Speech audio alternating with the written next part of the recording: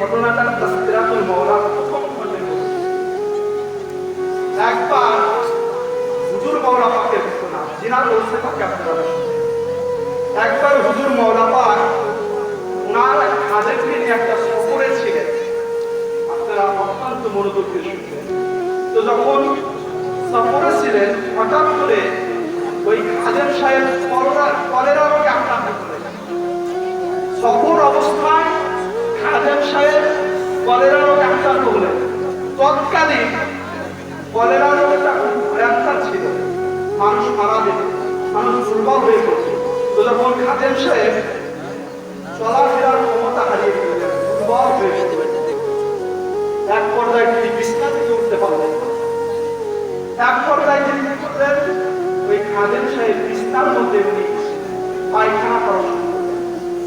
কিন্তু উনি তো আমার মাওলা পাকের খাদেম ছিলেন, তাসকিরাতুল মাওলার মধ্যে এসেছে।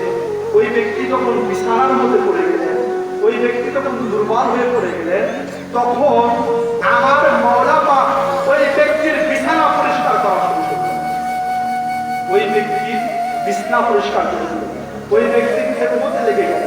যখন আমার মাওলা পাক নিজের হাতে ওই কলেরা রোগীর বিছানা পরিষ্কার করতেছিল, তার খেদমত করতেছিল, তখন ওই খাদেম দুই চোখের পানি ছেড়ে বললেন, আপনি আমাকে এইরকম সেবা করবেন, আমি সহ্য করতে পারতেছি না। আপনি আমাকে এতটা সেবা করতেছেন, হুজুর আমি তো সহ্য করতে পারতেছি না, হুজুর আপনি আমাকে এরকম সেবা করবেন। তখন ওই খাদেম সাহেব কান্না করতেছিলেন, তখন আমার মাওলা পাক বলতেছিল যে ভাই কেন আমি তোমাকে এরকম খেদমত করবো না? তুমি তো আমারই খাদেম। আমি যদি আজকে পারতাম 10 টাকা 12 টাকা দিয়ে তাসকিরাতুল মাওলার মধ্যে 10 টাকা 12 টাকা যে 3 জন 4 জন লোক রেখে আমি তোমাকে কি করতে পারতাম, খেদমত করাতে পারতাম। কিন্তু আমি যদি লোক রেখে তোমাকে খেদমত করাতাম, তাহলে এটা তোমার প্রতি আমার হক আদায় হতো। এই জন্য আমি মাওলা, আমি হুজুর, আমি মালিক, তোমাকে কি করতেছি, তোমাকে সেবা করতেছি। হে বেটা, আমি যদি অসুস্থ হতাম, আজকে যদি তোমার মতো আমার এই অবস্থা হতো, তুমি কি পারতে যে লোক এনে আমাকে সেবা করাতে? তুমি কি বসে থাকতে? তুমি নিশ্চয় বসে থাকতে না, তুমিও আমার গোলামিতে লেগে যেতে, তুমি আমার খেদমতে লেগে যেতে। তো তুমি যদি আমার গোলামি করতে পারো, আমি মালিক হয়ে কেন তোমাকে সেবা করতে পারো? হুজুর মাওলা পাক কতটা দয়ালু ছিলেন। খাদেম সাহেব বিছানায় পড়ে গেছিলেন, তার বিছানা পরিষ্কার উনি করেছেন, তার সেবা যত্ন উনি করেছেন। ইনি হচ্ছেন হুজুর মাওলা পাক।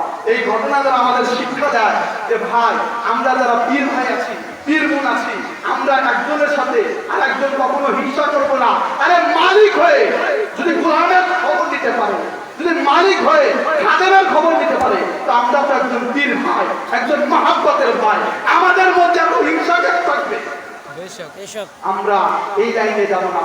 এইসব ঘটনা দ্বারা আমরা শিখবো, এইসব ঘটনা দ্বারা আমরা বুঝবো যে মালিক হয়ে একজন গোলামের খেদমত করেছে, তো আমরা পীর ভাই হয়ে একজন পীর ভাইকে খেদমত করবো, তাকে মহাব্বত করবো, তাকে ভালোবাসবো, নিজের আত্মার ভাইয়ের মতো তাকে মহাব্বত করবো, যেন তার মহাব্বত থেকে আমার হুজুর পাক আমাকে আপনাকে কাল কিয়ামতের ময়দানে নাজাতের ব্যবস্থা করবে। আল্লাহ রাব্বুল